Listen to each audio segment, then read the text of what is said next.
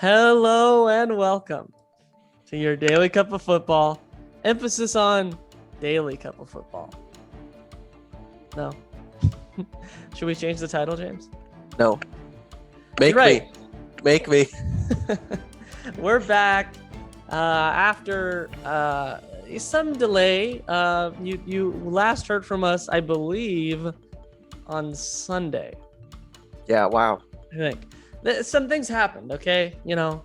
Certain airlines let me down, then work, then other stuff. We have lives, people. What do you think this is? Yeah, if you want us to put all of our undivided attention on this, send money to... No. Don't send money. Oh. Just maybe comment or something. Because, there was Call a Coca-Cola and say you should sponsor these guys. There was not really a clamoring. That's fine. I'll take Coca-Cola's filthy money. If Ronaldo doesn't want it, I was gonna say, oh man. James, we have so much to get to. Ronaldo moving advertisers off press conference podiums is not on the list of things to talk about. But you've just mentioned it. There's nothing more to say after that. That's pretty much it. Although some other people have followed his lead and done other stuff. I think the Russia coach actually drank from the bottle of Coke or something. Yeah, he's the coach. Which seems on brand for Russia. But I don't know what that means. I just said it. Okay, James. We had basically like an entire podcast before the podcast just talking about what we're going to talk about today. And we have put together a list of things we want to talk about so that this is not like 6 hours long. I wanted it, just let the record show, I wanted it to be 6 hours long. I was ready to talk in depth about every game. I was thinking about, wow, my memory is so great. I remember that and that and that. And then David's like, oh, well, actually, we're only going to talk about like a few. Because a lot of these things happen on Monday, some of these things. And, we'll see, James. Oh, well. If you want the director's cut or the Snyder cut or whatever you want, you're not getting one. There's no Snyder cut. There is no Snyder cut. Stick it. Okay. So we're going to start from the first day that we could have had a podcast, but we didn't. Monday. We watched these games together, James. There were 3 games. I'll just go quickly on the scores, and then we'll talk a little bit about some of the bigger things from that day. So Scotland played Czech Republic. In Scotland, Czech Republic won 2-0. Poland. Convincingly, by the way. Pretty convincingly, yes. Scotland, more on Scotland in about 3 hours when we get there. Poland, Slovakia, 2-1 to Slovakia. Poland, they play tomorrow, but don't even show up, Poland. We're done with Poland. That's all they're going to get. Poland, get out of here. Spain, Sweden, James. We're going to get a little bit. We'll go back in a second to Czech Republic, Scotland. But Spain, Sweden was the big, I think, game of the day because it was Spain. They played Sweden in Seville. Apparently, according to Taylor Twellman, and I didn't know he was like a betting expert. But anyway, he said the longest odds for a group stage matchup. Maybe it was just the first round of matches, but he said the longest odds for a team to win were Sweden against Spain at like plus 900. And not Slovakia? Slovakia played Poland. I think it was like... Slovakia, Spain, I think he meant the first round of games because that's how I was thinking the same thing. I think from the first like round of matches. Okay. And to be fair to Sweden, they hung in there. Spain completed like 800 passes. That's a lot, by the way, for those of you playing at home. I think at one point in the 20 or 30th minute, Taylor Twellman was rattling off like, oh, Spain has more passes than like Scotland, Slovakia, like all these teams in their whole game. But that's not that surprising because Spain has been ball dominant for the last like 12 years. 800 is a lot. That's true. That's they haven't unusual. Always done 800. They broke a Euro record for the amount of possession they had. So then the 15% that Sweden had was the lowest since they started recording these things in 1980. Fair play to... Okay, good job, James. I didn't know that. See, James has been more on top of this than I have in certain cases, so he's going to like fill in the gaps for me. I'll try. To be honest, though, with that 15%, Sweden had clear-cut chances to win this game. Isak was pretty dangerous on the break. I believe it was Berg who had like a tap-in opportunity at the back post.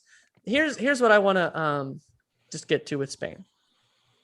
Before the Spain game, we were like, do you believe? I want to believe, but I'm skeptical. I'm still at that point. I expect them to dominate the ball. They did. I expect them to be technical and tidy in the midfield. They were with a different kind of group of players. They were just missing a finisher. And at the end of the day, how do you feel about it? Because there's two schools of thought. The one school is like, let's just enjoy this like beautiful like painting that they put on display for us. 890 whatever thousand passes. This is like amazing. Let's just celebrate it. And then the other side is like, how about you win the game? How about you win? The point of the game is to win the game, not outpass them. So where do you come down on Spain right now? Because obviously they're going to probably make it through. Everyone's saying it's a long way to go, and third place teams get through. I don't think they're in that kind of danger. But where do you fall on what you saw from the first game with Spain at this tournament with whatever they had, which is a new kind of group of players in some parts? I mean, the two scenarios you described, why not both? Why can't you have both? Well, because they didn't both have are true. both. Because both are true. No, both are true. Okay. Let's just clear some things up here. I don't know what the problem is really. You can say it's a lack of a goal scorer, but the person that they had playing their goal scoring role only had one chance to score. That should have been a goal. Morata, what's his name? He doesn't deserve to be named. Alvaro Morata. Yeah, that was awful. That was awful. I might have gotten it closer to being a goal than he did. There was no pressure. He just had to kick it in. Okay, it wasn't technically an easier chance than Berg's, but for someone who plays for Spain, it should be going in. But their best chances, also outside of that, should have been goals too, and that's not a goal scorer's problem. Olmo had a header from 4 yards away, point blank. Those need to be goals. Is that because Olmo can't make headers, or was that just unlucky? I don't know. It seems like based on just this game, if I didn't have any other information, I'd say that they're kind of unlucky. But then I think it was Taylor Twellman or whoever was announcing said that they created the most chances out of anyone in all of qualifying, but only scored 31 goals. Yeah. And he said only, so I'm assuming 31 isn't very much, because 31 seems like a lot over 10 games. Yeah, but I guess 31 isn't very many, considering the amount of chances they must have created. So it seems like a what's the word? An anomaly? No, no, like it's a series of problems. What do you call that? A series of problems. Yeah. That's what you call it. It's a series of problems. There's a word for that I know that's fancy, but it's gone. Okay.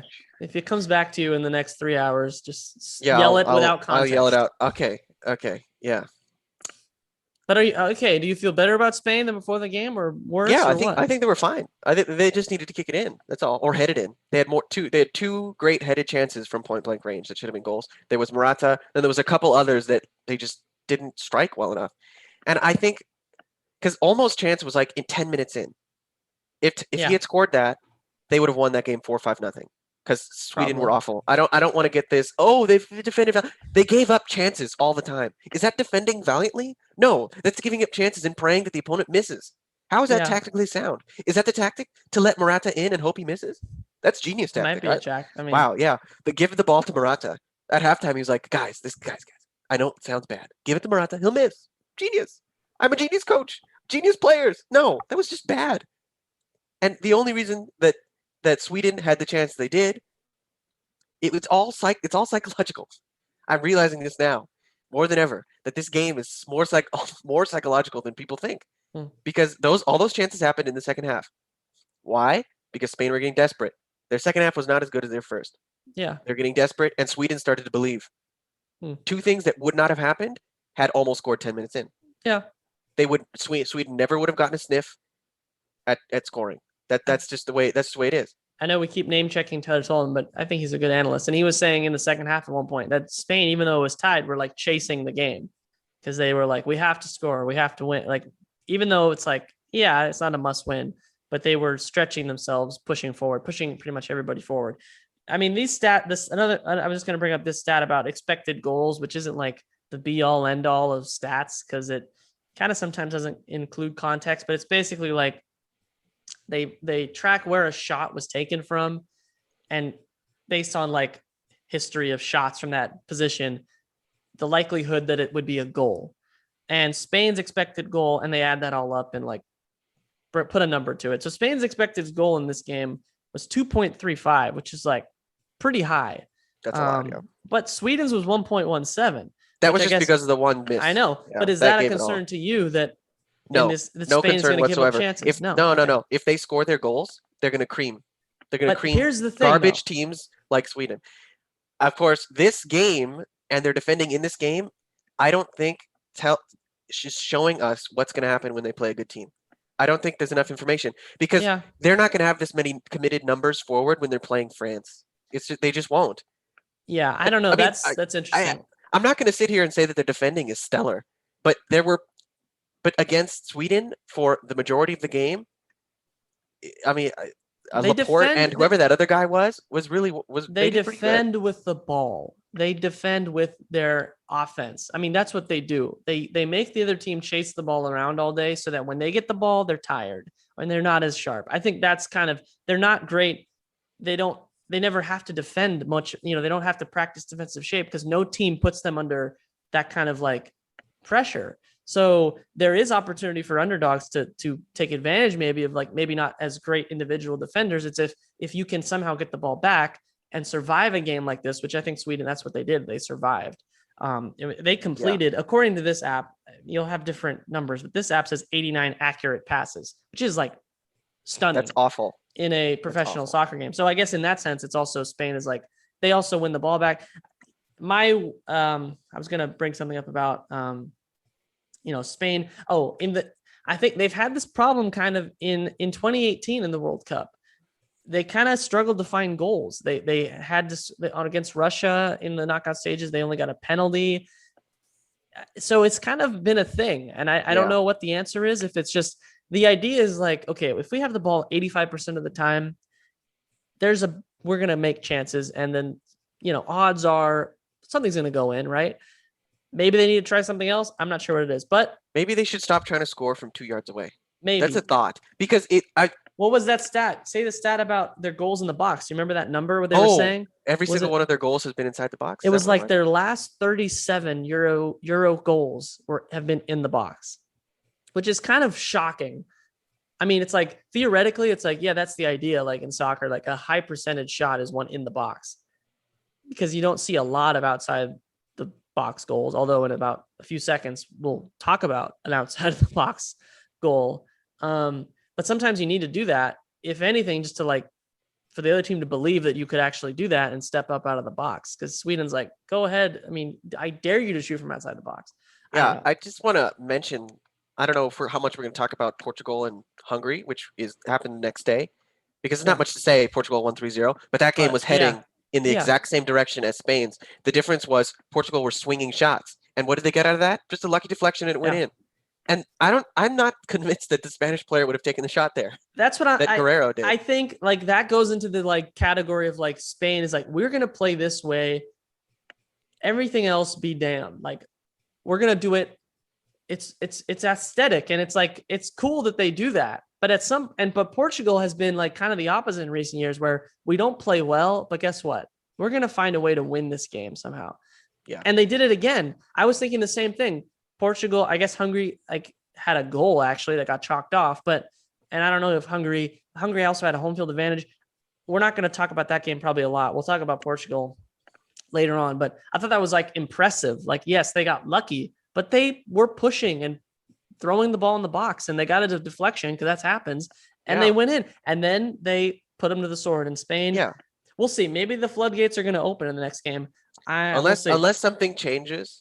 I think Portugal will beat Spain, Belgium will beat Spain, France will beat Spain, Italy will beat all these teams will beat them because goals. Unless they all find those goals. Other teams you said are more lethal with their chances. They don't waste chances. We're going to talk about some of those teams. Their defending is going to be better than Sweden's. Yeah, they get a chance. They're going to put you away.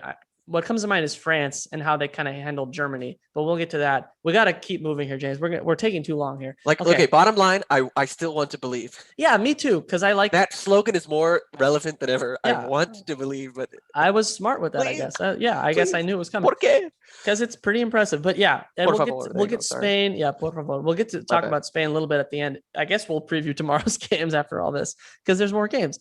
We're gonna go. This was the same day, but Patrick Schick, who I actually mentioned because he was the one guy in Czech Republic who I was this guy's played in some big teams and he might be good. He just goes and scores the goal of the Euros. I mean, the goal of any Euros, his career. You won't see many goals like this. It's kind of on a counterattack. He was kind of played through, if I'm remembering this correctly. They broke up the play. They broke up Scotland's attack and he's 3 yards in his own half. He's just inside Scotland's half. No, sorry, inside Scotland's half, not his own half. And with his left foot, I'm guessing he's left-footed because if he's not, he took his penalty with the left foot. If he's not, send him back to Mars because he's an alien. Still, with his left foot, you don't really see these a lot where it's like not bouncing or something, like giving some kind of like momentum. He just off the ground, kicks it in the goal, bends it. Basically, the keeper, I don't think you can blame the goalie. I think it was just a like amazing shot. I mean, you could blame him for being too far off his line. That's what goalies do. It's just like you don't usually have a guy who can like pinpoint, put that in from 50 yards out. And in the same game, he scored like a really impressive header. And Scotland lost 2-0. And he looks like a GQ model. Patrick Schick. And we probably won't talk about it that much. He scored today a penalty kick with his face bloodied. And he has the top scorer right now in this tournament with 3 goals. And Czech Republic, we have probably a category of teams we need to apologize to. Czech Republic might be in there because we were kind of like, Air Miles. What do they have? And right now we're usually wrong. If you've been listening for a long time, you know that we're usually wrong. They're probably going through. Okay, we're gonna move on. I am sorry, Patrick Schick. You probably deserve a whole podcast, but he's good. I like him. We're gonna go on to. Okay, here we go, James. France, Germany. Ooh. This was, I think, maybe the game of the group stage. We'll see that they're in the group of death, so there's going to be good matchups at every stage of this group stage. But I think France, Germany, we had the defending champions. The last 2 defending World Cup winners in 2018 was France. Before that, it was Germany that was their like, finally we won after years of trying. But France came in this, even though it was in Munich, as kind of the heavy favorites. If you looked at the lineup, I was like, France, they're like really good. Before they even got to the front 3, they're like, oh my God, Kanté, Pogba, Rabiot. Oh, okay. And then the front 3 was like Griezmann, Benzema, and I was like, oh yeah, Mbappe, maybe like the best guy player, who's going to win the next 6 Ballon d'Ors, right? Maybe the best player, like in maybe Europe, maybe the world. I mean, you were more intent or focused on the game. I was like at work watching it. Kind of, I saw the goal, which was an own goal by Mats Hummels, still playing. And I think someone on Twitter, I need to like write down these people on Twitter I see say stuff that's kind of clever. There was a 1 point in the second half. So France wins 1-0. Kylian Mbappe on a breakaway, like toasts Hummels. Like, he had like a 5-yard head start. He just absolutely, credit to Hummels. Hummels slid in and saved the day at the moment with his tackle that I thought was going to be a penalty, but it was actually, they didn't call it. Through the legs and got the ball. Someone was saying Mbappe and Hummels are playing 2 different sports. And that's probably harsh on Hummels, but it's just France is like kind of at a different level, I feel like. Germany didn't look as bad, I think, as, you know, they hung in there, but I can't really picture a really great German chance. And some people have been also critical of France and being too defensive with this, like, you know, all these riches and they're just everything at their disposal. And they only won 1-0, but they also had chances on the break. They were kind of seemed like they were playing with Germany. Like, hey, come on. We'll just break it up with Kanté, our just like eraser all over the field. And then we'll just break with like the greatest attacking players in the world. And you can't beat us. And France won, but just tell me about that game and kind of what you took away from where both teams stand. Because I kind of went into it thinking, or afterwards thinking, yeah, France is the favorite in this tournament. And Germany, it's a bad loss because you don't want to lose opening games. And they had never lost an opening game at the Euros. And before the World Cup, they hadn't lost an opening game at the World Cup. They lost to Mexico. I think they'll be okay, but where you are with both these teams. Yeah. I thought this was a semifinal level fixture before the game. And I stood by that throughout the game and afterwards. You were watching some really high quality in just the group stage. Germany have to be asked that question we seem to be asking a lot these days is where are the goals going to come from? Yeah. Where? They don't seem to be coming from anywhere. I think the closest they got, I feel like there was a volley that Gnabry had that would have been spectacular if he had got it, but I don't know. That was nothing. That's clear, the only thing I can nothing think as of. Clear as Spain got, obviously. Yeah, they didn't get as close as Spain did, but they had the majority of the ball. France didn't seem to care, which is what they did at the last tournament. They did the same thing. And because France know that they have the fastest player maybe in the tournament. I don't know I don't know if Adama is in the tournament actually. I don't know. Anyways, I mean, he's lightning quick, and he showed that against Hummels. But to be fair, after he passed Hummels, the only reason Hummels recovered was because of a bad touch from Mbappe. He was moving so fast that the ball didn't come with him because he cuts in front of Hummels and then loses it a little bit, just enough for Hummels to catch up. Because if he had just kept going, he would have scored. He was that far away. So that's how Hummels recovered. For anyone wondering at home, because he torched him. But it just proves we're, like I said like 5 minutes ago, we're usually wrong about this. We were right in that Mbappe is a nightmare for everyone. I don't know how you're supposed to defend on that. his own. He would be a worry. The thing is, they've got like 3 or 4 other guys on the field, and then 3 or 4 other guys they can just put on who can just cause you like trouble. And I mean, but then here's where the stat that we're saying about expected goals is kind of like doesn't tell the story, because France's expected goals in this game was 0.26. Now I'm guessing they take away 0.26. I'm guessing they take away like the offside goal that was scored, because it's like, well, that wouldn't have, because he was offside. Yeah. But they seemed more dangerous in a way than like Germany. Yeah. I mean, Spain, I guess, but it's a different game because Spain had the ball. But I guess for Germany, you talk about goals. They started, which I was kind of interested with their lineup. They played like Havertz and Gnabry, I believe, up front, which is kind of an interesting, tells you something about Werner. Yeah, but I was like, I hope they don't start Werner. I'm like, don't start Werner just because he's the German guy who's a striker at a big, just don't do that. And they didn't, and they still didn't score. And Werner came on and didn't do anything. But they needed a big. They needed a Schick. Well, they needed a Klose. They don't have. There's got to be some big German guy out there that Mario Gomez is gone. That's what they needed, because they kept pumping into the box to no one. I mean, who's gonna head it in? Well, Varane and Kimpembe will eat that up all day, and those guys are amazing. I mean, those guys are really good center backs too. That's the thing. Center backs. France doesn't really have. Do they have where's a weak point in France? Is there a weak point? Is it just complacency? Is it like Rabiot? I don't know. Yeah, I guess he does a job. When you're playing next to Pogba, by the way, Pogba was like out there just like playing the violin, showing why someone spent over £100 million on everybody who bashes Pogba can just like be quiet and watch like that game, because he was like picking out amazing passes. He's an amazing soccer player. Like technically, he's like a freak athlete, covers ground like nobody's business. And he walks with a strut. And he walks with a strut because he's Paul Pogba. And if I was Paul Pogba, I would walk with a strut. So I just enjoyed that too, because it's a great combination of like little Kanté in there, who's like also really good and also underrated technically, I think.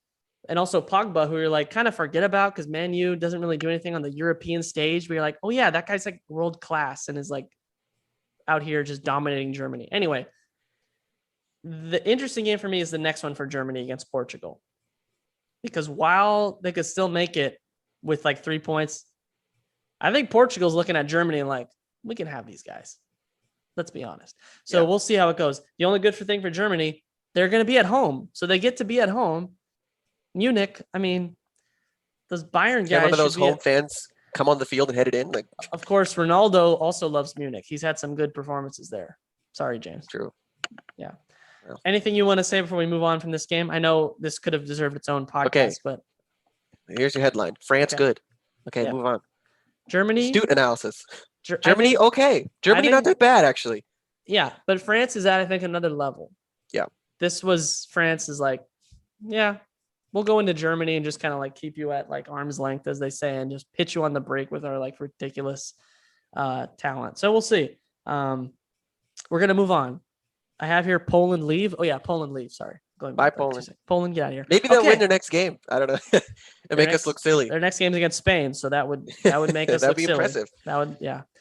Okay, now we're going on to, I feel like we're an hour in, James, but who cares? We're just gonna power through. It's a Friday. Who cares? I don't have anything tomorrow. Do you? Yes. Oh, you do?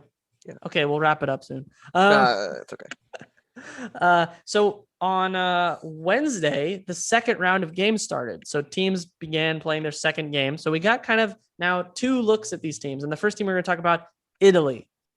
Ooh, Italy came out and did exactly what James has wanted for years to take Switzerland and pick them apart in front of the world and show them, for as James called them multiple times as we were preparing for this podcast, the frauds that they are, by Italy following up their 3-0, dissection of Turkey by doing the same to Switzerland, winning 3-0. They're the only team so far with 6 points and no goals conceded. So there's something. That's something. Yeah. They advance to the next round. It's not clear if they'll be first. Not necessarily. Oh no, sorry, that's Netherlands first. That's Netherlands, I believe. Yeah. Italy, and I think the goals were scored. Locatelli had his game. Manuel Locatelli with the first goal was a pretty nice. It was, I think, Berardi again, who just like against Turkey went down the byline, skinned some defender. This time he didn't kick it off, bounce it off a Turkish defender. He found Locatelli with a late run into the box and a beautiful, just easy tap in. They could have had a goal earlier. Chiellini had a header, but it got ruled out with a handball. Was it a header or was it just he just kicking it? He was the only reason it was a handball was because he was squished up against two other guys, so pushed his arm up and then it fell to the ground and he kicked it in from there. I was watching this game muted and he came off. Was he injured? Is that what happened? I don't know. I think so. Were they resting him? Were they like, I don't know. I don't think so. I think it was he had just chased after Embolo and then he was like, see. To go. We said Embolo might something like that. Something like that. So Locatelli got a second goal in the first 10 minutes of the second half, and then Ciro Immobile, Jan Sommer probably should have done something with it, but Immobile. The second goal though, you walked right by it, but that was a nice goal. Yeah, that was a good goal by Locatelli, and they win 3-0, and again, kind of just cruise in at their fortress, Stadio Olimpico. Italy looked really good. I mean, Switzerland supposedly is better than Turkey. I think they are better than Turkey. And Italy was kind of like, we're just going to take you out. Look, all I can say, Switzerland, I don't think you're using it right. I don't think you're using it right. I am using it right. I don't need a third person. Okay. Italy, James. Or is this a contender? Is this like tournament contender now? Or not? No. Okay. Sorry. Okay. I want to get excited, but they got to do it against the frauds. They played two frauds. Is the next team that they're going to play a fraud? I don't know, but they're not like. I think I don't want to get. You don't want to get your hopes up. That's fine. I don't want to get my hopes up. Like after the game was over, they cut back to the studio, and whoever was leading, I don't know, some lady was like, "And now they must surely be favorites for the whole tournament." And I was like, "Okay, chill." I mean, I don't know about that. Are they going to be playing Switzerland and Turkey for the rest of their games? No. They might. Yeah, I think they're. Wait till they dismantle a traditional big team, and then I'll be on the Italy train. I'm excited for the knockout. I like them. I want them to succeed. Yeah. I want to see the Italians who have been good in 2012 and they were good in 2012 and 2008. I think they made it to the final both those years. Not in 2008. Not in 2008. 2012. 2008 was Germany against Spain. Right. Yeah. I only know that because I just finished the book about Germany's ascent to the Das Reboot. It's a good book. But to be fair to Italy, they have scored goals. They have not had trouble scoring. And Immobile has 2 goals. And he's there. And they've looked solid at the back. No mistakes. Hopefully Chiellini's okay. They could probably rest him in this next game, to be honest. Old man Chiellini, let him sit down and just relax. Because they're going through. Now they would like to be first. All they need is a tie to be first. And I think they'll be able to get that. But yeah, I think Italy it was cool that they followed up a good performance with, I guess, a better opponent and did a better, had a better performance. Now we're going to transition to the other team in this group because this game was a good game. I guess Italy's performance on the first game of the tournament maybe doesn't look as good because Turkey, turns out they suck. How about that, Turkey? They were kind of at a home game in Baku, Azerbaijan, against Wales, who got a tie, one of the few ties of the first round of matches against Switzerland.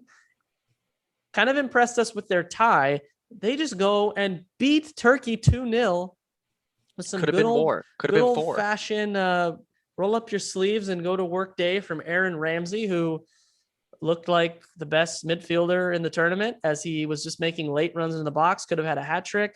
Gareth Bale showed up and assisted. They were just basically playing together. It was like a little 3-on-3 game, and it was Bale and Ramsey just passing to each other. They get a goal. It was in the first half. I believe. No, was it? Yes, it was right before the half. And then in the second half, Turkey kind of like had the ball. We're kind Their of weak doing little stuff. pathetic effort to score.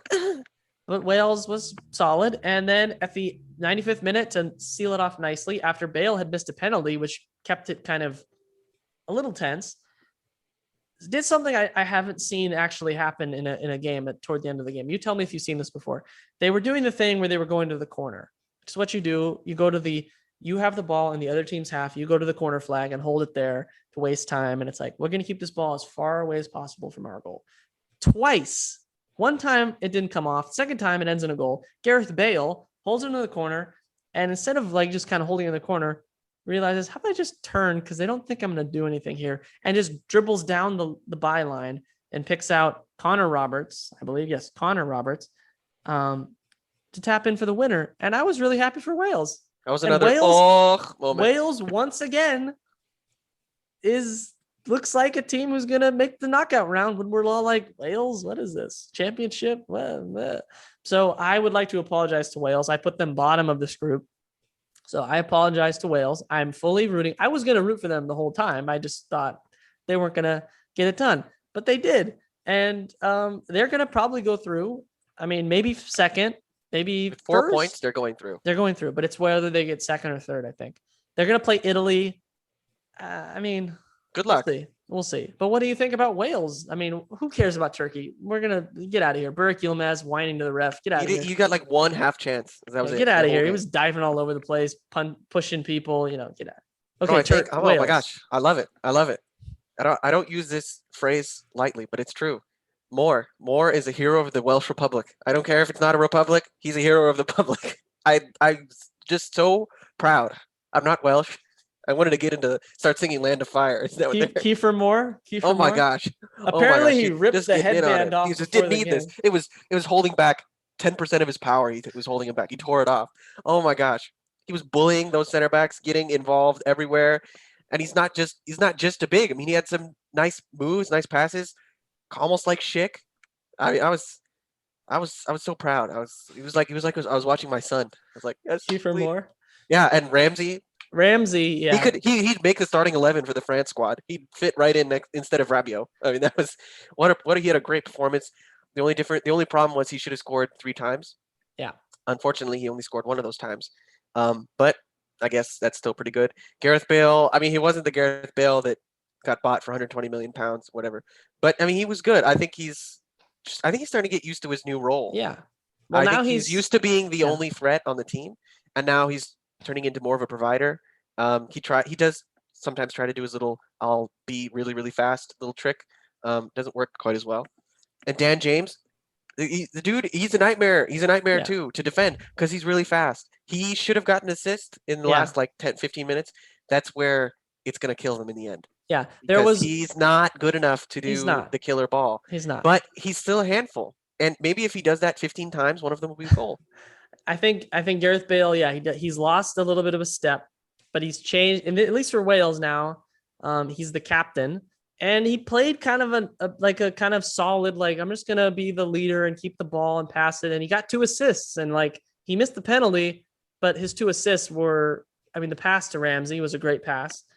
And Ramsey has always been a good player. He's always been like on his team, even club team. Now he's at Juventus, so maybe not, but like one of the better players on his team. And probably it's just been injuries. He's just had a lot of injuries and never been able to have like a solid, few years of non-injuries. When he's healthy, he's really good. I mean, that wasn't a secret. And kind of Ian Darke, the great Ian Darke, by the way. I love having Ian Darke on the games. That's just a side note. But he said like 10 minutes in, if Ian Darke, or he said in a cool way, he's like, if Aaron Ramsey's at the party, Wales could be in business or something. And he was right, because he was at the party. Yeah. He also the rest of those Welsh guys showed up too. They did. They were solid. They wanted it. They wanted it more than Turkey did. The goalie, Danny Ward, has been good. They were saying he hasn't played in like 5 years. I was like, what? And then he looked pretty solid. He hasn't put a foot wrong. The one thing I would say about Turkey, and this is again Ian Darke having one of his like classic kind of old school references that people are probably like, what does that mean?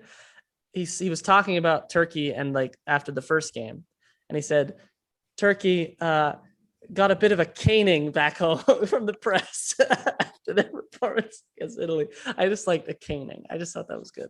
So Ian Darke all the way. So yeah, Wales is going to advance. It's just what place they're going to be. Turkey is technically out. Are they out? No, they're not out. Technically, they're out.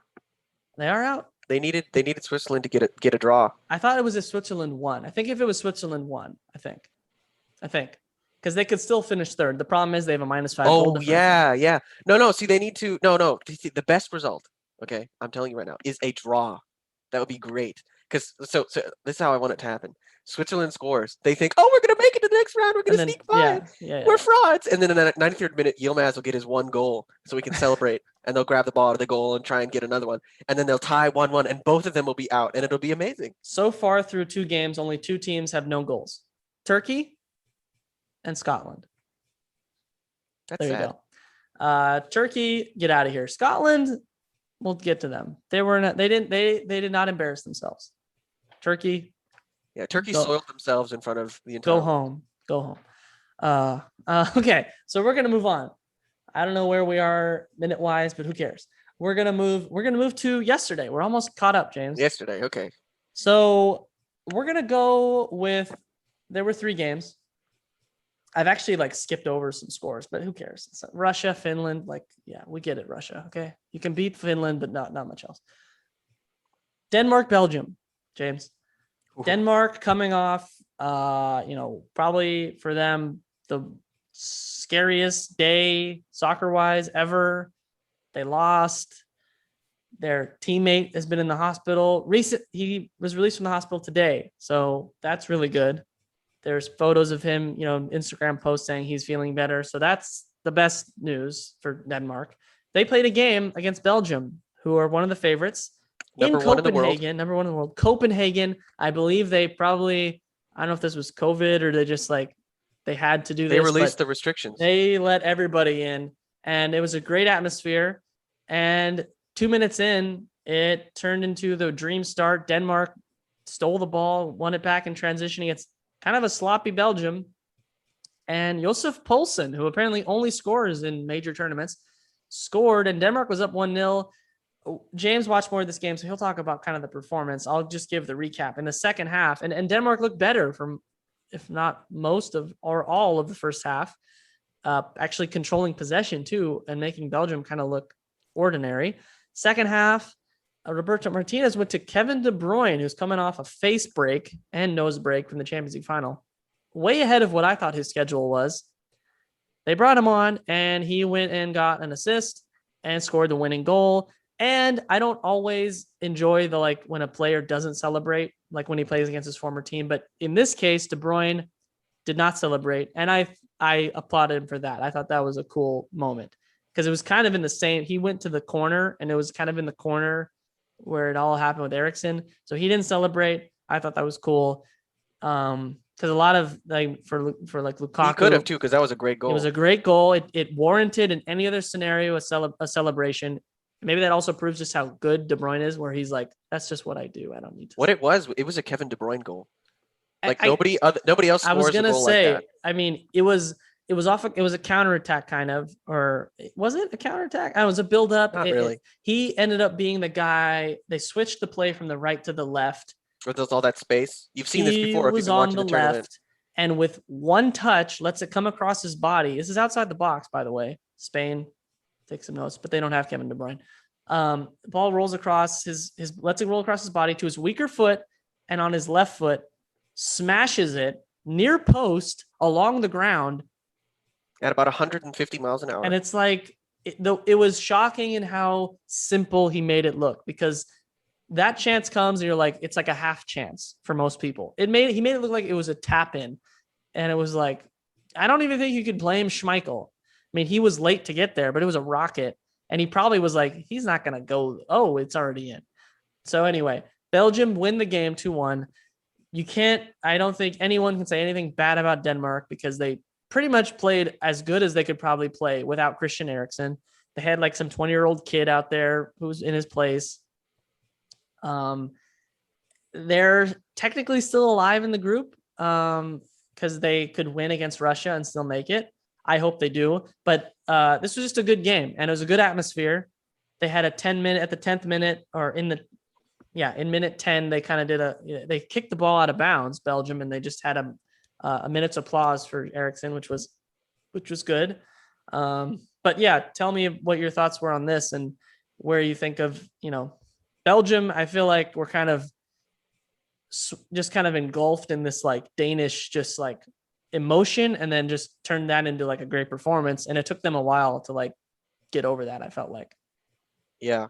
I mean, you said it was a good game. I'd say it was the best game of the tournament so far. Anybody who's watching knows why I say that.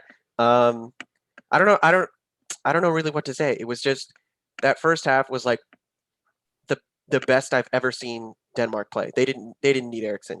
It was incredible. They were all like, if you get 10 people in a room and you show them the first half and you say one of these teams is the best team in the world and the other one isn't. They're going to say Denmark, and they're going to say that Højbjerg is one of the best midfielders that's ever played. Højbjerg, I don't know what he drank before the game. I think it was a cup, a chalice that had the ghosts of, like, I don't know, Steven Gerrard was in there, and there was a little bit of Schweinsteiger, and it was amazing. I was like, my jaw was on the floor the entire time. He was cutting out everything. All of his passes were perfect. I mean, the dude, the center back, Kjaer, what's his name? I don't even know how to pronounce his name. Simon Kjaer, yeah. And he was just, at halftime, he was emptying his pockets. He's like, oh, Lukaku's in there. Oh, okay. It was just such an amazing performance.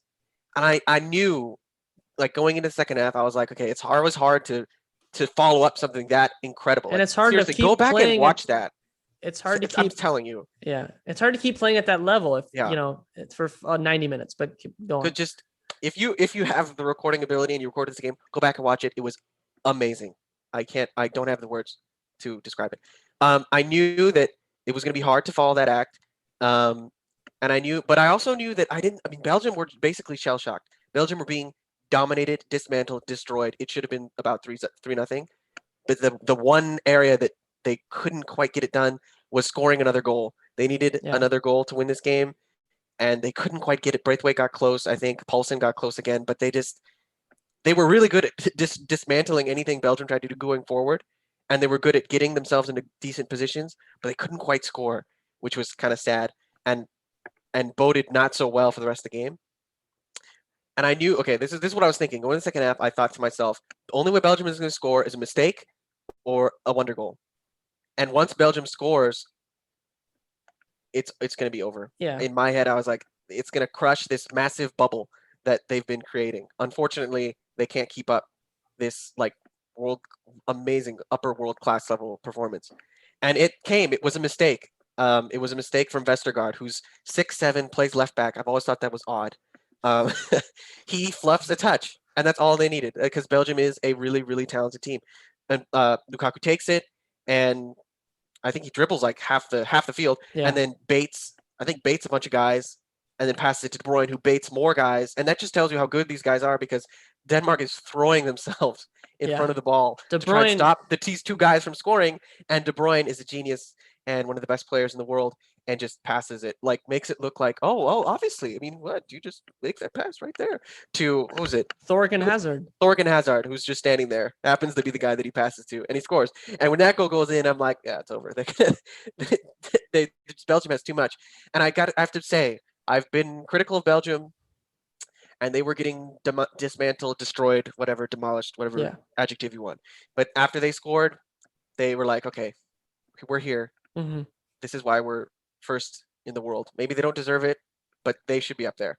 And yeah, I mean, that goal, we already talked about it. But I mean, after that, I think Denmark got kind of close, but they just kind of they were pushing, but they had used up all that energy filling up this massive bubble, and it popped, and they couldn't build it back up again. Yeah. And I think in the end, I hate to say it, but I think Belgium did deserve to win the game. I think so. I mean, I love that performance from Denmark. I've hated on Denmark before. Yeah.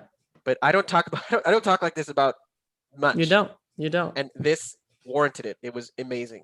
Højbjerg will always have a special place in my heart. One, because he played for Bayern. I like him because of that. But this game, he was another level. I hope they get through. I hope they can beat Russia, because I don't want any more of Russia. Get Russia out of here. come on, Denmark. They need to win, and they probably need to score some goals to make up for their goal differential, just a couple, because their goal differential right now is -2. They'll be okay. No, because Russia's is worse. If they beat Russia, they're in. They're both right now. They have the same goal differential. Yeah, you're right. No, but it's not goal differential. It's head to head. There's multiple. No, it's the third. I'm talking about the third. First. I was looking at the third place table. Oh yeah. Oh, third place table. That's right. So no, not for second. I'm just saying getting through. So that's the one thing. I hope Denmark gets through so they can get a knockout game. I believe that game's going to be at Copenhagen too against Russia, because I know Russia's been hosting games. So I hope it's Copenhagen. Okay, good. So, but then Denmark, or Belgium, on a team of like great players, Kevin De Bruyne is like another level of great. I mean, I've just remembered when you were describing the first goal, just how good the assist was, because he was in the box, just as a nice little fake shot kind of thing, puts two people on their butt. And then when you think he's going to shoot, he makes the right pass to the guy who's wide open. And then in the scenario where you think maybe he'll pass from here, he just one touches it in, and you're like, yeah, Kevin De Bruyne is kind of like the best midfielder in Europe right now. We shouldn't be surprised, because he's been doing this with Man City, and probably one of the reasons Man City's been the most consistent team in England over the last 5 years, maybe. Playing, with Pep Guardiola as his coach, that's probably helped. So they, again, with you were talking about Denmark kind of controlling Lukaku, another good stat from Twellman, who I'm guessing isn't coming up with these stats. Someone's feeding them to him, but he says them. He was saying at one point in the game, I think it was in the second half, or maybe late in the first, that Lukaku didn't have a touch. It was in the second, I think, in the Denmark box. And the last time that had happened was against Denmark, which I believe they played in the Nations League. So they obviously, had some experience and brought another level to this performance. But I think you're right. Belgium probably deserved the win. But the thing is, when they're in this game where they're under pressure and not playing well, within the same game, they came back and won, not convincingly, but they weren't, it wasn't like a fluke. You couldn't say they came back. I think that's impressive. When they're not playing great, yes, they brought on their best player, who they probably didn't want to bring on in this game. And Eden Hazard. That was another thing. And Witsel. John Champion, the announcer, was saying at one point when he was naming the players, he's like, it's starting to sound more like Belgium, because he was like Hazard, De Bruyne, Lukaku, Witsel, and it's like, yeah, they didn't even. I mean, they're just getting started, I think. I mean, they're playing Finland next, I believe. So Finland, just get on go to the airport, early bird check-in, just get out of here. I mean, Finland has a chance because they won the first game, but I don't really think they do. They needed to get something from the Russia game. So I think definitely Belgium is considered a favorite in this tournament. We knew that before. Yep. This was an impressive result. Good luck if you play Belgium. That's all I gotta say. Yeah. All right. So we're gonna do two more Euro games. We're gonna do Netherlands, Austria, James.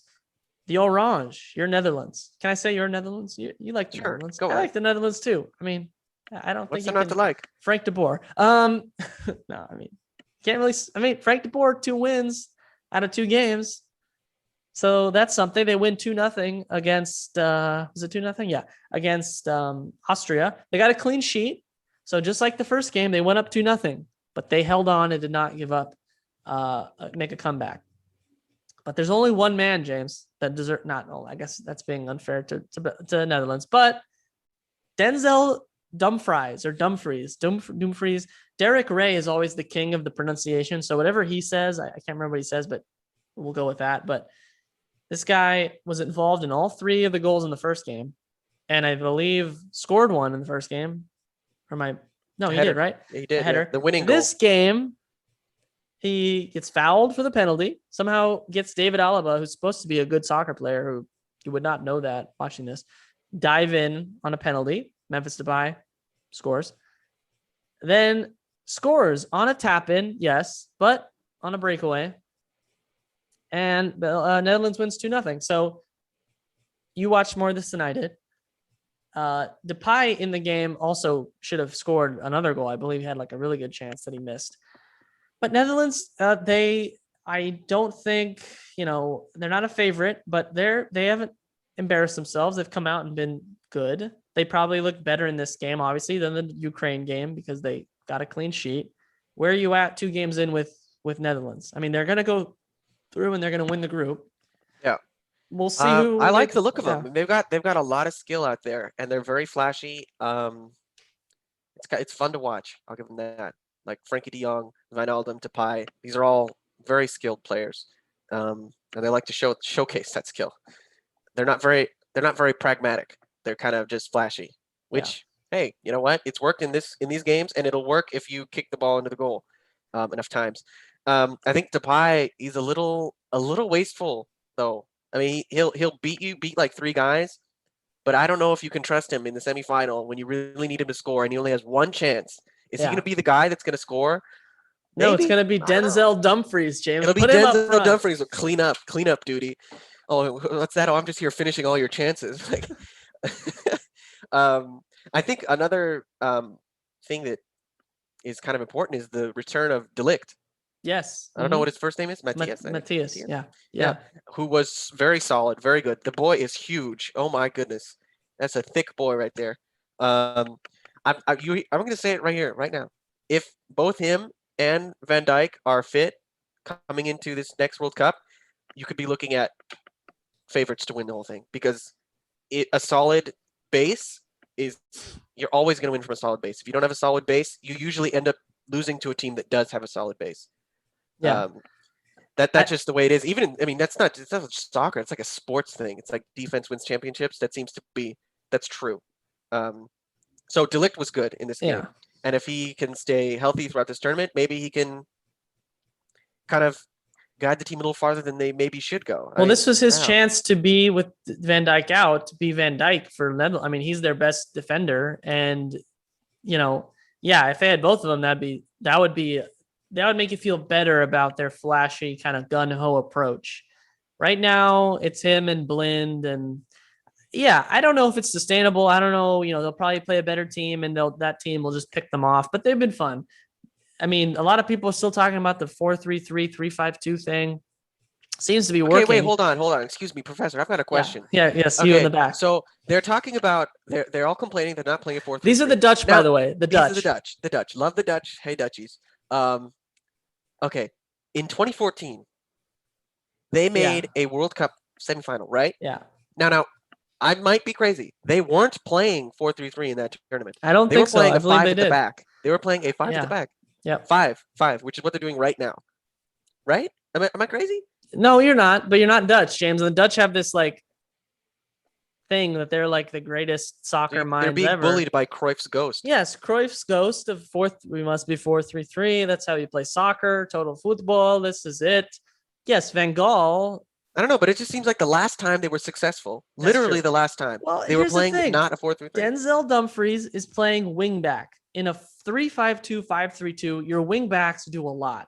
So if your wing backs are going to be good, you're going to get, and Van Aanholt on the other side has also been good. I thought he fell off the face of the earth. This guy, Patrick Van Aanholt, still playing at a pretty high level. If it wasn't for Dumfries, we'd be like, hey, Patrick Van Aanholt, but Dumfries is out here just involved in literally Think about everything. This Dutch people. If it was a 4-3-3, Dumfries wouldn't be as involved. Where would your goals come from? If he was playing right back. Yeah, you're right. Yeah, come on. Anyways, that's my little question to all the Dutch people. Maybe there's a real answer for that. I don't know. I think that's very just snooty Dutchness, and I don't agree with it. I'm just saying it here. I agree with you. Not to praise Frank de Boer, but he's been vindicated through 2 games with his change in formation. Now we'll see when they play another team. I think the Dutch should be realistic. They're not. I think of all the teams, even Italy, I think they're below Italy. I think. That'd be a good game, though. I'd like to watch that game. Italy, Netherlands. But they're not going to beat Belgium, probably. They're not going to beat France. But that's okay. Not.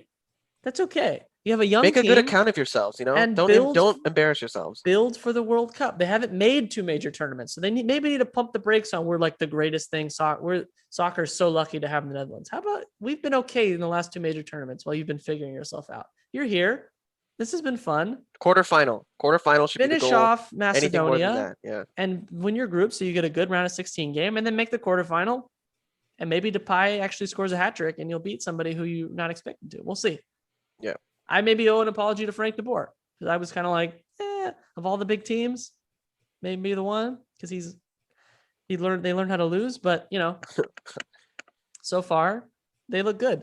Yeah. And Denzel Dumfries, hey man, you sign him up. We need another right back. Why not? Yeah, why more? Just more. No, more England's gonna grab him and put him in fullback. Speaking of England, James, England played Scotland today in the literally like the oldest international soccer rivalry on earth. The first time they played, I think, was like 1870 something. 72. 72. They've played each other like more than any two teams have played each other. And actually, historically, Scotland had more wins than I expected when they put that 41. 41 wins. I was like, wins. Scotland. It was 0-0. We've only had 2 0-0s, I believe, Spain and Sweden, and then this one. Of course, back in England, everyone's a little, oh my gosh, this is so boring. Gareth Southgate, you're ruining our young talent. What is this? They're learning how to lose. They're learning how to lose from your waistcoat. He wasn't wearing a waistcoat. That's the problem. He needs to wear that 3-piece. He didn't have 3-piece. I think that was the issue. He went with a sweater jacket thing? That might have been the problem. But credit to Scotland, who bounced back from kind of a disappointing 2-0 loss to Czech Republic and held on for a tie. I also think the Scotland did so great thing is like a little overblown because they only got a point from 2 games and now they're pretty much out unless they beat Croatia, which Croatia could happen. Croatia's not that great. Look, here's the thing. Scotland still no wins. We win in this tournament, no goals. They have not won more than one game in a major tournament, and I can see why. They work really hard. I guess this was supposed to be on England. England is the one we should be criticizing, right? If we're going to criticize anybody. John Stones had a chance early on. It was a header. They made some lineup changes. Luke Shaw started at left back. Reece James started at right back. They brought on Grealish in the second half. Kane still hasn't scored, which is kind of a problem. He was like all their goals in the World Cup pretty much, except for like set pieces and even on set pieces. I'm not like that shocked by this. I think we said this before we recorded. Scotland was always going to get up for this game. It's England. This is like a big rivalry. Scotland wasn't just going to lay down and take a 3-0 drubbing from England. So in that case, yes. Does it not look great for a team who's considered like one of the tournament favorites to tie Scotland? No, but it's a rivalry. England got a point. They're going to advance. They're probably still going to win the group. So is people in England need to calm down and just relax and just go to the next game? Or is there actual cause for concern here? I think there's always a cause for concern. What's the concern? What's the concern? For Harry Kane, I think, is one concern. I mean, where was he in this game? Did he play? He did play. And I think the fact that they're getting excited over Jack Grealish should be a concern in itself. The slimiest man on earth. I mean, what a great man. He's been good. Don't let your wolves... Yeah, he was great in this game. You're right. He was great. Okay. Useless. They got all excited. All the fans getting excited. Oh, Jack Grealish is coming on. And he came on and nothing.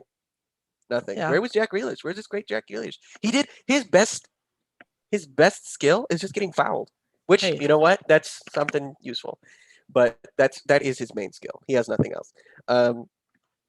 That's an exaggeration, actually. Let me just run that back. That is an exaggeration. He does have skill, but in this game he didn't show it. Yeah. I thought Kane looked isolated. Rashford went up there, looked just as isolated. They were just kind of passing it around, kind of looked lost. I think Scotland didn't ever let up because England never scored. I think if England had got a goal, maybe you would have seen a 3-0 drubbing, maybe. But they never got the goal, so Scotland was in this another bubble of belief that never got popped.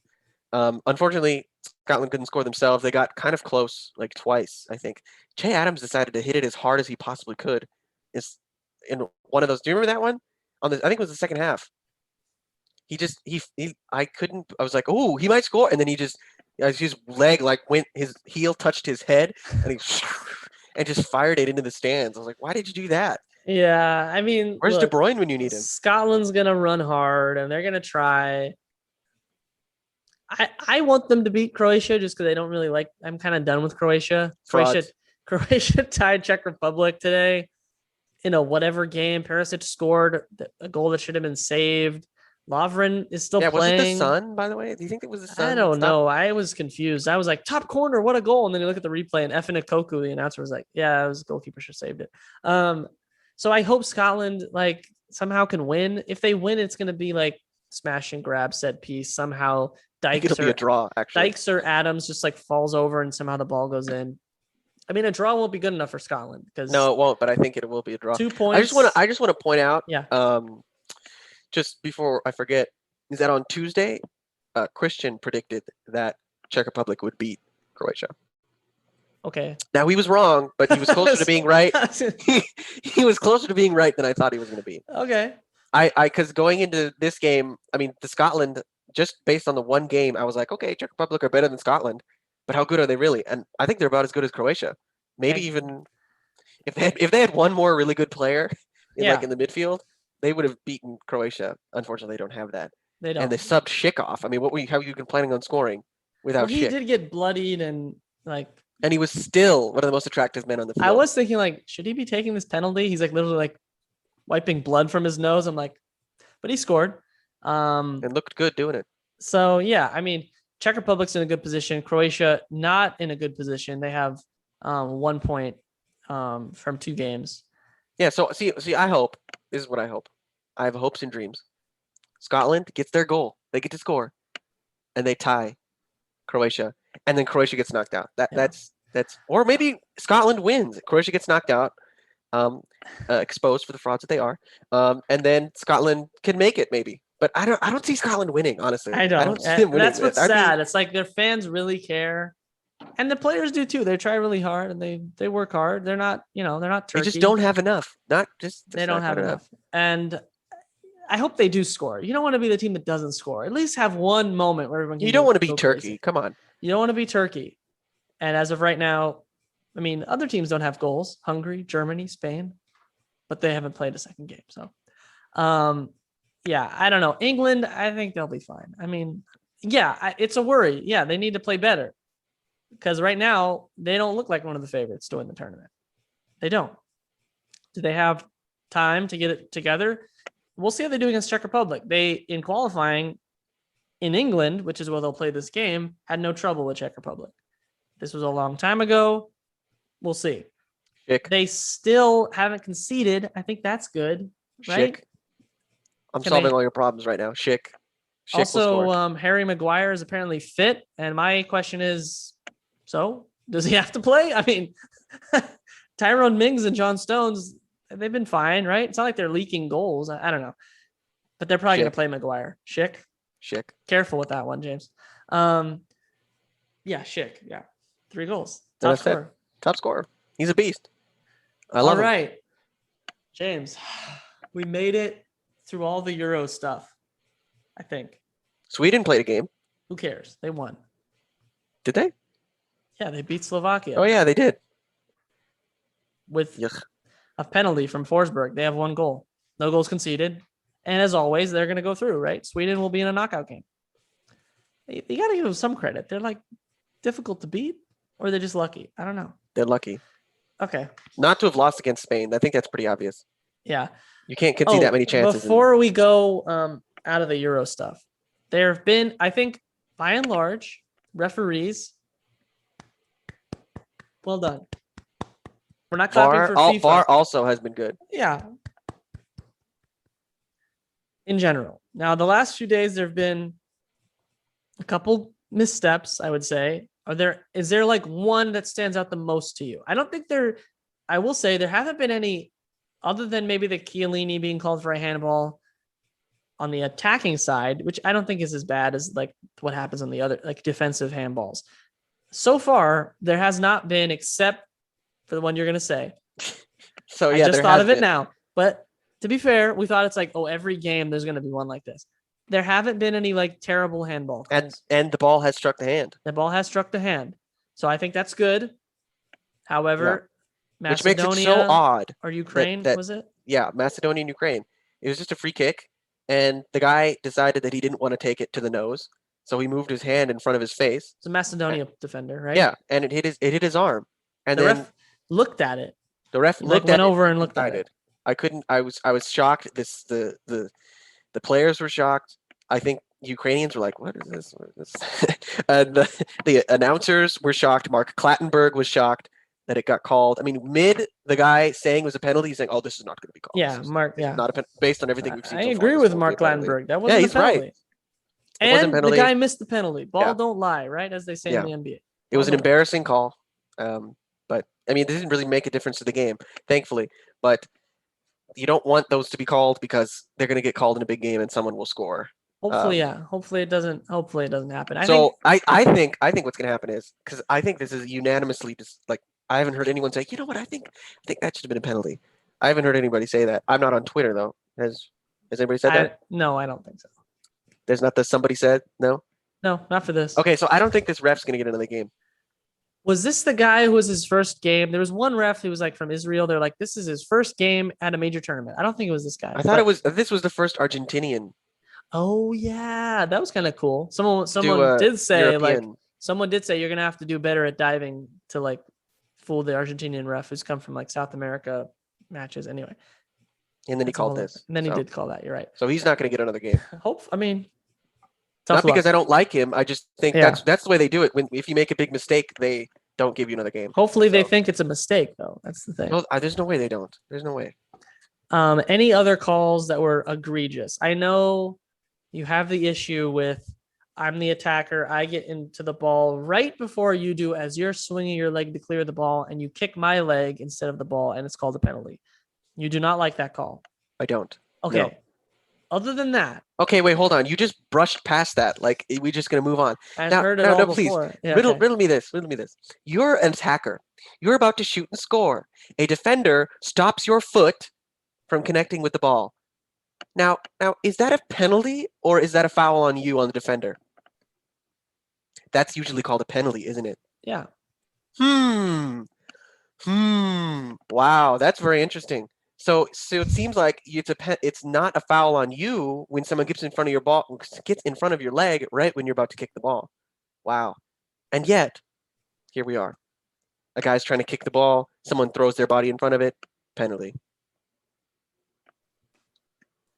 Are you going to defend that? Are you going to sit here and say, yeah, that's a good call? It makes sense. I mean, I'm not. That's a foul. Yeah, it makes sense. He didn't kick the ball. He kicked the guy. How about you get the ball? I just explained. You just agreed with me that the other situation, it should be a penalty, and then you completely reversed. I didn't really understand what you were saying. No, look. No. I'm not letting you get away. No, you're not getting away. You, David, are about to score. You wind back to kick the ball into the goal. Someone jumps in front of your foot, and you kick them instead. It's a foul on me. It's a foul on you. Yeah. Now, stop. Hold on. You're in your own box. You're about to clear the ball. But just before you're about to kick it, someone jumps in front of you and stops your leg. Is it also a foul on you?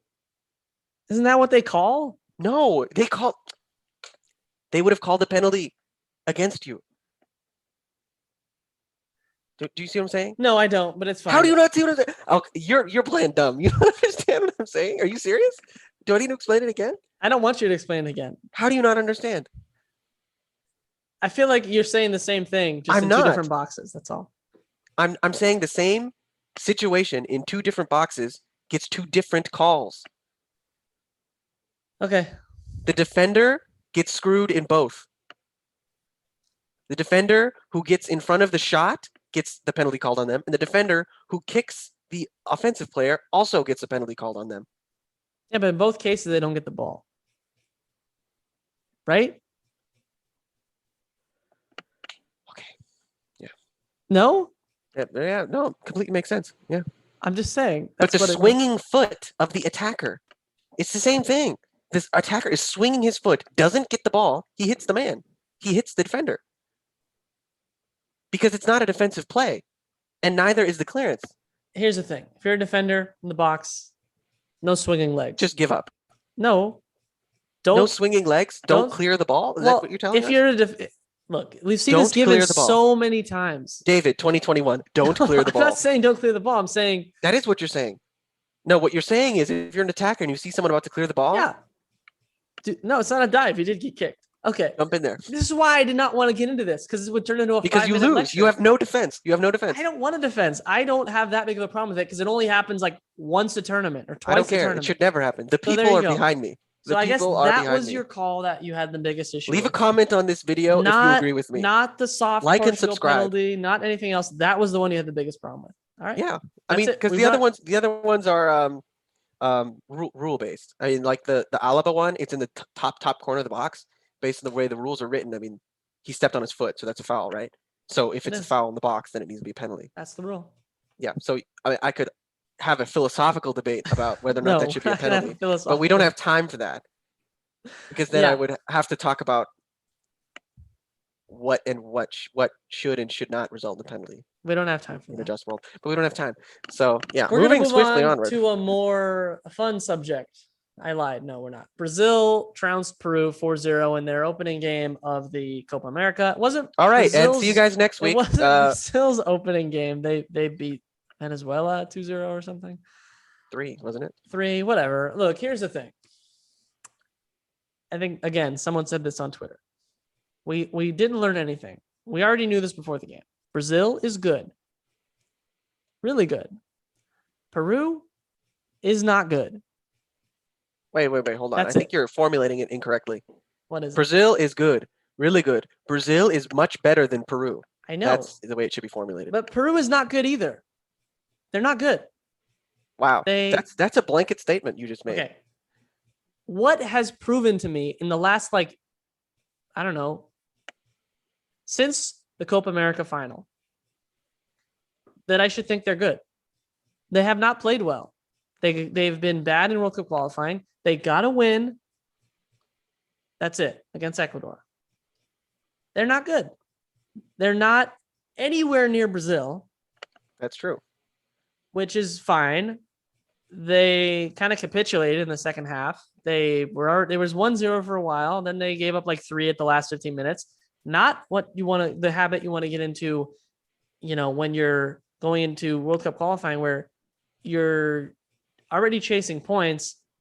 And when you play big teams, your goal differential is already not in a good shape. So shipping 3 goals at the end of that game is just exactly what you need to do to miss the World Cup on goal differential. Because I think what the Copa America right now is about, yes, they want to do well and win. That has to do with getting ready for World Cup qualifying and building some confidence and good habits. They're going to have to play Brazil again in a World Cup qualifier. Brazil's put 6 on them. They put 4 on them. The closest one was the 3-1 in the final. They're not 4-2. Oh no, that was it was 3-1. 4-2 was qualifying. Okay, I guess they scored 2 goals. I'm just yes, Brazil's way better. So maybe I'm being harsh, but guess what? You got to start putting something together. You got to start doing something. Look. I'm going to be the voice of reason, like I always. You're going to be the voice of reason. have always been the voice of reason. Okay. So here's the problem. Like you said, Brazil good. Brazil very good. Brazil better than Peru. Brazil much better than Peru. Peru doesn't know that, apparently. That's the problem. That's the problem with Peru. Yeah. They don't know how good they are or not good they are. They play the same way, which only works if you're the best team on the field. They do the exact same thing when they were playing Ecuador that they did in this game. They need to play like a team that's playing Brazil. And they're playing like Argentina would against Brazil. And it doesn't work because they're not good enough. Even Argentina is not Brazil. No one in South America is Brazil right now. Brazil is by far the best team in South America. They're one of the best teams in the world. They put up the stat about under Cheech, their coach. They've lost 4 games or something. There was a crazy stat. They haven't lost almost no games.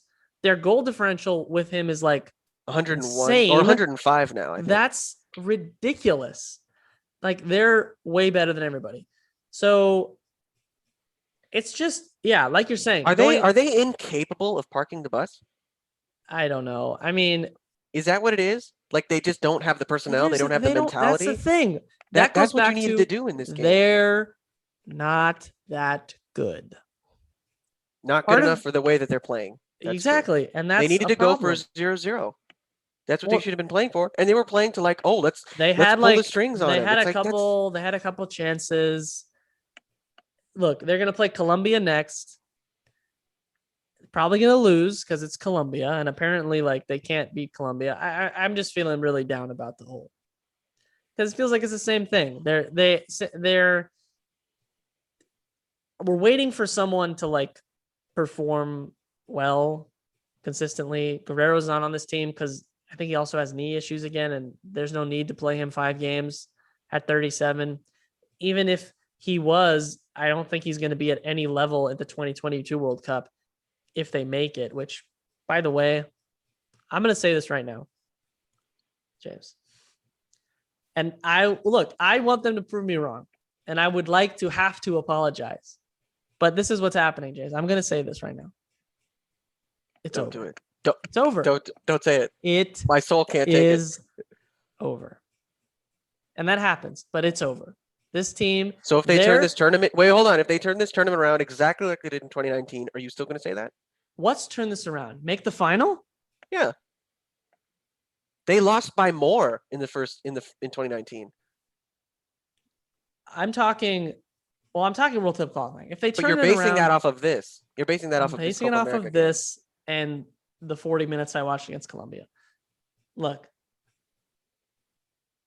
I don't want to believe this, but a part of me thinks like the 2018 World Cup was this generation's peak. I guess maybe the 2019 semifinal against Chile. But to be honest, it would be the World pick, making the World Cup. That was the mountain. And now they're not going to get there again. I don't think. With this team right now, they look kind of like, yeah. Their peak flew over the bar with Cuevas. That's what I'm saying. And so that happens. But I'm just saying, I'm getting myself ready just to accept it because they're in a big hole qualifying. They look bad against Brazil. It's Brazil. But if, again, a lot of these games, they're not going to be the team that has the ball a lot. Maybe against Venezuela. And Bolivia and Paraguay. Bolivia's not in their group for this tournament. So. Oh, I was talking about qualifying. So you think they're going to make the World Cup, James? No. Look me in the eye. Yeah? Are they going to make the World Cup? Yes. You just said no when I said. No, I mean, do I know that they're going to? No, I don't. I don't know for a fact. I'd say the odds are against them at this point. Just forget the performances. Just look at the points. I mean, they're bottom. That's a fact. People who are bottom after 5 games, 6? Is it 6? It might be 6. After 6 games, usually don't make it. Look, prove us wrong. Prove us wrong so I can apologize. I think a game after playing Brazil is not the right time to be talking about whether or not they're going to make a World Cup. I know. Because I wanted to believe every time they play a good team, you're like, this is the day they're going to like overachieve and somehow win. And it like never happens. And I was like, I don't know. Maybe they don't have the right approach. Well, that's a problem. And they're going to lose more games. That is and they also concede way too many goals. Even if you're going to lose, don't lose by 4. Don't lose by 5. Lose by 1. Like that matters in qualifying and in this group, which I mean, yeah, they'll probably advance because everyone is going to advance except 2 teams. But guess what? They could be one of those 2 teams if after 2 games they have no points. I'm just saying. So, yeah. Can we talk about something else? Because there are games tomorrow. Oh, yeah. Let's do that. For the Euros. Let's do that. Unless you want to talk about Lebanon. What, did they play? I mean, they made it. Okay, so. To the 3rd round of qualifying. To the World Cup? Oh, 3rd round. Oh, they mean the one that they always go out on? Oh, that one? Okay. Get out of here. Prove us wrong, Lebanon. Yeah, prove us wrong, Lebanon. You want to hear? Here's a hot take. They're not going to make it, David. You know who has the best chance other than the U.S.? Yes, I know. We haven't talked about them this whole summer. Don't wait. You know what? Maybe you shouldn't. Okay, I won't. You won't. I'll just think. If you know, you know. I'll think it. Put it in the comments. If you think you know who we're talking about, you put it in the comments, and we'll respond and we'll say you're wrong, unless you're right. There's 3 games tomorrow in the Euros. Let's just talk about one, because I'm tired. And you're tired. Okay. Okay. Wait. Hold on. There are 3, right? There's 3. Okay. One of them is France and Hungary. France is gonna win that game. Okay. Now there's only 2. What are the other 2? So Spain and Poland. Poland sucks.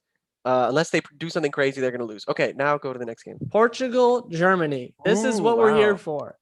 Portugal, defending European champions. They beat Hungary 3-0. Yes, they took a while to do it. They did score, and then Ronaldo got his contractually obliged penalty kick goal and another goal. Right, he scored 2. Nice goal. And he always scores. It doesn't matter. He just always scores. And yeah, Portugal at times looked a little like, they look kind of boring, but they just find a way to win. They're still playing Pepe back there, which kind of worries me, to be honest. He's playing in Germany. He doesn't have a great record against Germany. Famously, in 2014, Germany started their World Cup winning run in the group stage by beating and trouncing a pretty bad Portugal team 4-0, which helped the U.S. actually advance out of that group. This is a different Germany, and it's a different Portugal. Ronaldo now has help. Germany's the guys who were there, kind of Muller, Hummels, who will still be on the field, Neuer, they're 7 years older. I'm not so sure that Portugal can't just win this game. I see this as a tie. I don't see Germany winning. I see this as a tie or a Portugal win. Maybe I am overhyping Portugal because I said Portugal is a semifinalist in my mind, and that Germany, yes, they did well against France in a 1-0 loss. But I don't know. I just think Portugal's pretty solid and could cause Germany trouble. What do you think about this game? Yeah, I don't know where the goal's going to come from. I've said that, I don't know, like 4 or 5 times in the hour and 50 minutes that we've been recording. I don't know where the goals are going to come from. They have to score to beat Portugal. How are they going to do that? I don't see it happening. This is what I see. I see 60-40 possession to Germany, and they lose 2-0. One of them's a penalty kick. Both are scored by Ronaldo. Oh man! Header off a set piece because he's amazing in the air, of course, and a nice penalty goal. Maybe it'll be a real penalty. That'll be nice, like a actual foul. Yeah, and I mean, even in a 3-0 win against Portugal, like Bruno Fernandes didn't have his best game. Bernardo Silva was like, I think they're going to be playing in the best possible scenario for Portugal, which is not being the favorite. Like, no, maybe they are the favorite, not being the team with the ball. Like, they don't seem to know what to do when they have the ball. They seem to be better when they're like, here, you take it. Yeah, we'll make for you to make a mistake. Yeah. So, were you impressed by Portugal, or was it like impressed? Like, No, not really. Not impressed.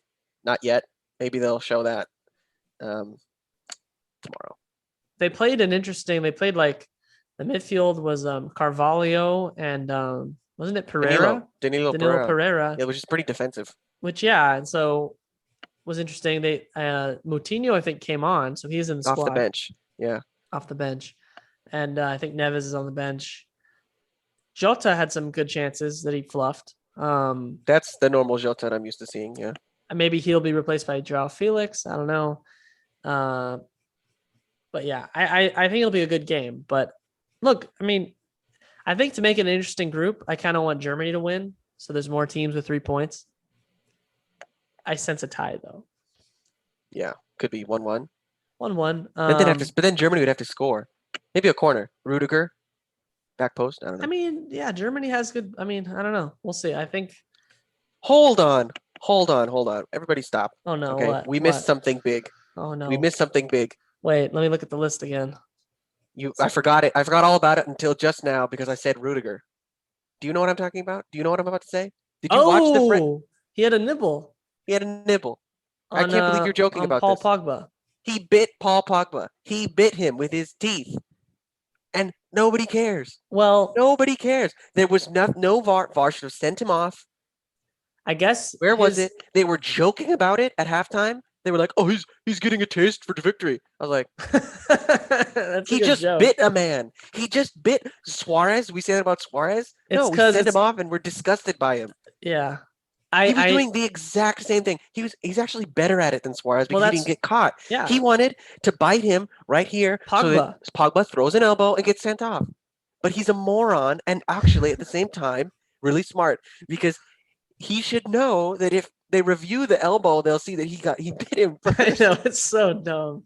So that's one element of stupidity. Yeah. But then he didn't get called for it. I could not believe they let this slide. This is why people who say that VAR is like bad, This is their fuel. This is like, see, look, the guy can bite someone and he still gets away with it. I remember, yeah, and the fact that we forgot about it.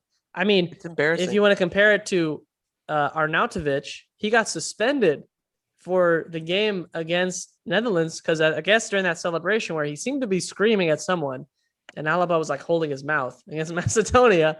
Apparently, he was insulting someone, and he got a 1-match ban. Rudiger bites someone. I guess he wasn't as demonstrative as Suarez does it, and then Suarez like includes a dive because he bites people so hard that they actually respond. Like Chiellini, Ivanovic. I don't care. He should have been sent off immediately. He also and banned for the rest of the tournament. You don't just bite people. Like I don't think know about what it. the point. People listening at home, have you ever bitten anyone? Do you see people biting each other? That's not something you do. That's something that chimps do to each other. Okay. Chimps will tear apart other chimps and eat them. I know. Is that where Suarez and Rudiger are like together eating each other? Like what are you biting other people for? I don't know. What is wrong with you? What is wrong with you? Well, hopefully then he needs to go to Suarez's therapist. Suarez. Okay. Tell me why you bite people. Well, it started when I was a child.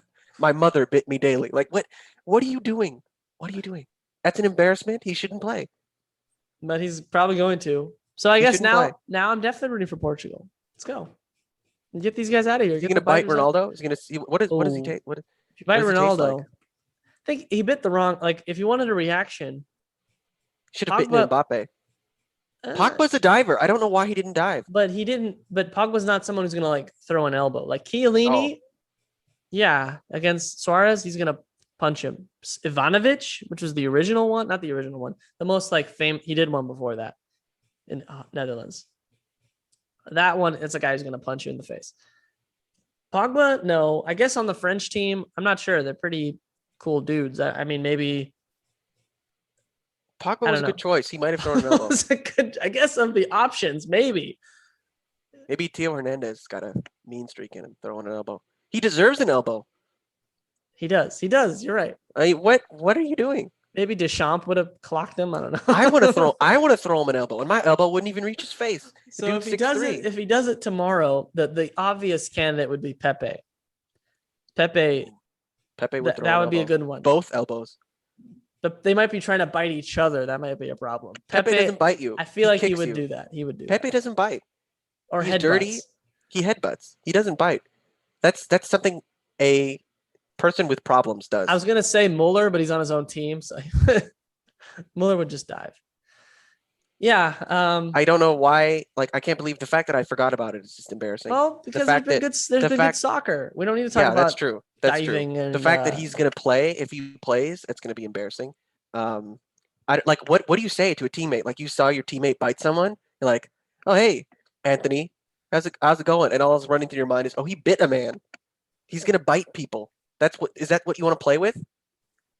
You're Hummels. You're a classy center back. Are you gonna be like, oh yeah, this is my teammate? You know, he'll bite you. You know, he'll bite you. I don't know. We'll see. Thanks for reminding us of that, James. And I didn't have any problem. I kind of liked Rudiger. I thought he was pretty good. And he's good. I'm done. Good. I'm done. Bye. He is good. So is Suarez. The biters are good. I mean, they're good players. It's the problem.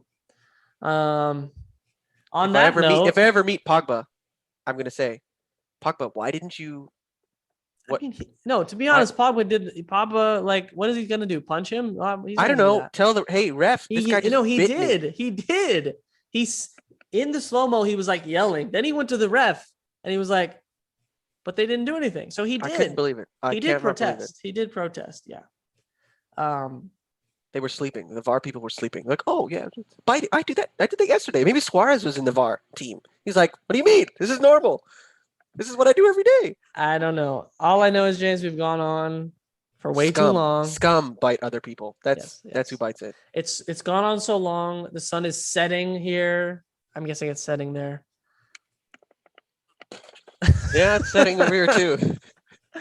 But I think we need to end this, James, before I say more bad things about Peru. I think that's the other part of it. I'm tired and I'm like feeling down about Peru, James. Our dad wasn't even here because, he was working, but I wanted to say because he was so distraught. He's in hiding. He didn't watch that game, did he? No, he didn't watch Good. any of it. He probably doesn't know what happened. Don't let him watch it. I won't. I'll tell him. Delete the recording. Burn the tape. But I can't wait for us to get all worked up and get ready for the next game. And is that on Sunday? I hope not. When is it? I think it's Sunday. I hope I have work. Let's see. It's on Sunday. It's Sunday. Well, anyway, I'm excited for the Euro games tomorrow. We'll be back tomorrow, unless somehow I get stuck on another airplane. I'm not sure how that'll happen. Hopefully that doesn't happen, really. But we'll be back, and it'll be a much shorter podcast. We'll try to keep it under 45 minutes. But if there's more biting, I can't make any promises. Man. Hopefully there's no biting. Hopefully, if there's biting, I will book a plane to Rudiger's location, and I will jump out and paraglide in to elbow him in the face. Well, if that's not a reason to tune in to watch these games, I don't know what is for the possibility of James paragliding in to elbow a soccer player in the face. And with that, we're going to say good night. If you're listening at this point, I don't know what to tell you. Thank you so much. We don't deserve Sorry it. It was so long. Sorry. Yeah. A series of unfortunate events led it to be. Yes, you're true. Yeah, that's right. So for me, David Wilson, my partner James, thank you for listening. We'll be back tomorrow with another podcast. Don't bite, kids.